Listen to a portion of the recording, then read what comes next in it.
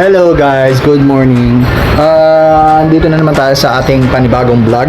And naisip ko lang, may mga times kasi na nakakatamad gumawa ng meal prep, di ba? Kung paulit-ulit na lang. So ngayon, samahan niyo kung gumawa ng napakadaling meal prep at masarap pa. So ngayon, ang gagawin natin is meron tayong chicken breast dito, 300 grams na uncooked. So ang gagawin lang natin dyan is i-marinate natin, tapos i-fry natin ng less oil, tapos gagawa tayo ng peanut butter pasta, which is yun yung sikat na sikat sa TikTok. Gagawa tayo nun, and i-isa-isa natin kung paano natin gagawin yun, guys. Kaya samahan nyo ako, okay? So, ayan na nga, ito na nga yung chicken breast natin. Siguraduhin lang natin tanggalin yung mga taba na nakikita natin sa chicken breast. Siyempre, dapat walang fats yan. Dapat lean ang kakainin natin. So, tanggalin natin lahat ng nakikita natin parang sabit-sabit na fats. Tapos, hihiwain lang natin to ng bite size. Yan, mga ganyan lang kaliit para madaling isubo. Lagyan natin siya ng paprika, konting salt, thyme, black pepper, Italian seasoning, basil, garlic powder, soy sauce, konti lang, red cane vinegar, konti lang din, konting honey, sriracha, hot sauce, sriracha, ulit, then may tayo sa manghang. Then, babalutin natin siya ng plastic.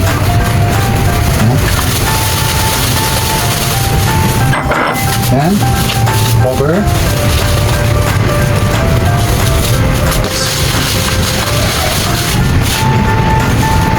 Pasok natin sa ref. So, habang nagmamarinate tayo, gagawa na tayo ng titimbangin natin yung pasta, syempre, at yung mga rekado na dapat natin gamitin. So, timbangin na natin yung pasta natin.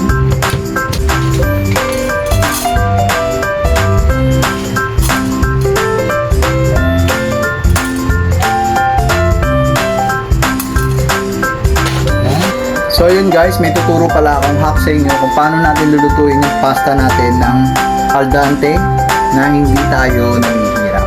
So eto, ganito gagawin natin, okay? Una, magpakulo ng tubig. Ayan. Pakulo tayo ng tubig, tapos mag-set na tayo dito sa timer natin ng 10 minutes. So ayan guys, pag kumukulo na to, ayan, kumukulo na, di ba? Lalagay na natin yung pasta. Tapos, pag nalagay na natin yung pasta, ilulubog natin siya. Pag nalubog na natin yung pasta, maglalagay lang tayo ng salt. Tapos, takpan. Patayin. Tapos, set na natin yung timer. So, yun na yun guys. Pagtapos ng 10 minutes na nakapatay siya, unti-unti maluluto yan. Pag 10 minutes na, kailangan nyo na siyang hugasan agad para matigil na yung yun, al dente ang kalalabasan nun, maniwala kayo sa akin. So ayan, habang nag-aantay tayo sa pasta natin, nagluluto na tayo ng manok. Yung pasta natin, nakapatay yung apoy. Okay. Lalagyan natin siya ng olive oil, extra virgin coconut oil. Spray lang mga lods, spray lang. Okay. Pagka-spray natin, painitin lang natin ng konti. Then, lagay na natin tong minarinate natin chicken.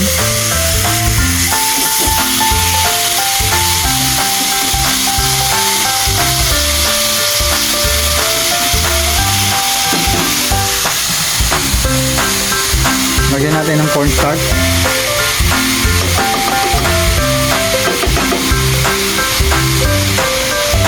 Cornstarch. Lagyan din natin ng konting white wine para mas aroma.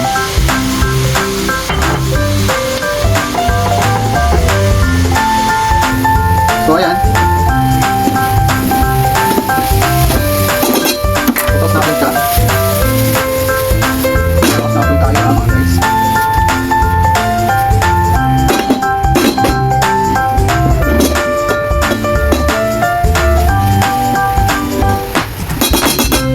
So ayan, malapit na nga yung pasta natin. Okay.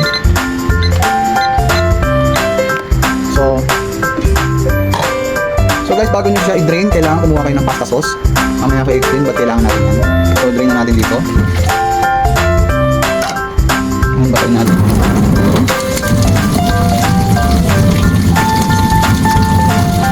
Diba? Al dente lang ha.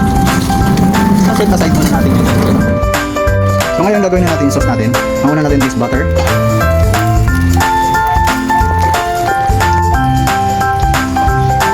Lagyan na natin yung garlic natin.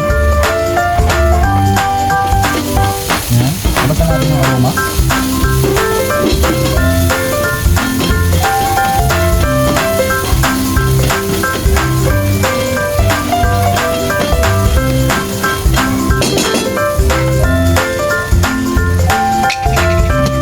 Tapos lagyan na natin itong peanut butter natin. 1 teaspoon lang. 1 tablespoon lang.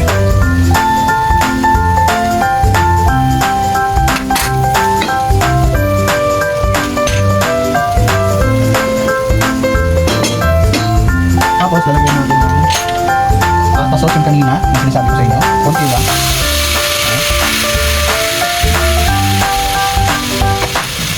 Tapos i-ano lang natin. Ngayon ang apoy. Narinig lang natin. Malulog lang. Dahil mahilig tayo sa spicy, lagyan natin ng chili flakes.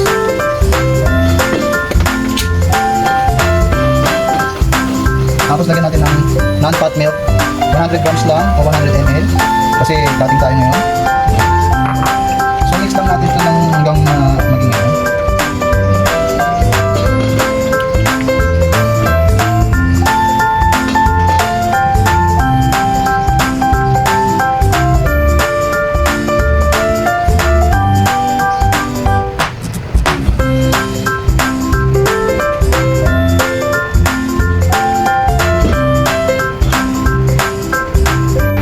Ayun na nga guys, sorry kung hindi ko napakita sa inyo kung paano naluto yung pagkain natin kasi biglang nag-overheat po yung phone ko. Kaya namatay po siya, hindi ko alam na hindi na po siya nagre-record. Kaya ayun, so pasensya na pero naluto pa rin natin at ngayon yan ang gagawin, yan ang kakainin natin.